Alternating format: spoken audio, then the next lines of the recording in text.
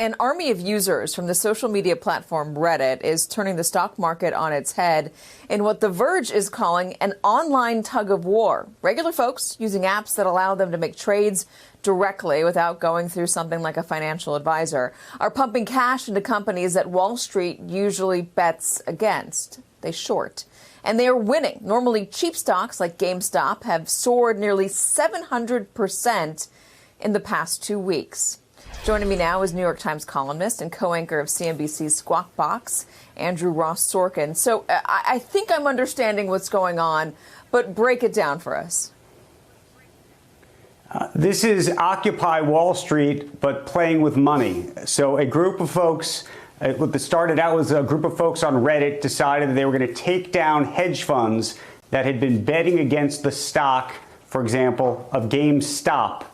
And they effectively have bid up the shares by using the options market, and they have won. They have actually created billions of dollars of losses for hedge funds. And in the process, they have turned a company that had a $3 stock within the past year into something that is now at about $300, about 20. Now they've turned this company, which is a money-losing company, into a company that's worth over $22 billion with a B.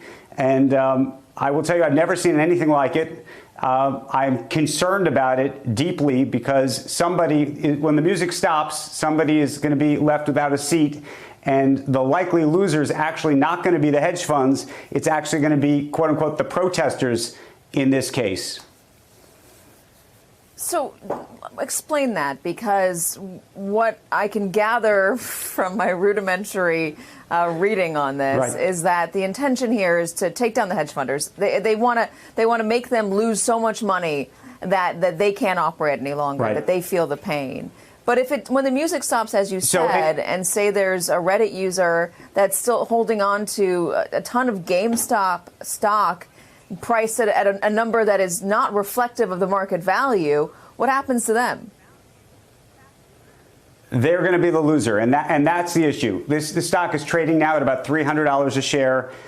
You know, we could argue what it's really worth. Maybe it's worth $10, $20, $30, maybe $40 even, but it's clearly not worth where it is today by a square mile. And the question is, who's going to get hurt when those shares begin to tumble? We're already seeing some of the big brokerage firms effectively limit the ability for retail investors to jump in and continue to bid up these shares using the options market. I should also mention that there have been a number of professional opportunists, if you will, that are starting to play this momentum as well. So they may lose, but you're seeing big names like Elon Musk take to Twitter, and the Winklevoss twins really fanning the flames. And there's a real question as to where the regulators are in all of this. But it's a very interesting, almost philosophical issue at the moment, because it started with a group of people who really did want to stick it to the man. They wanted to say, Wall Street, you've been sticking it to us, you've been manipulating us, we're going to manipulate you back.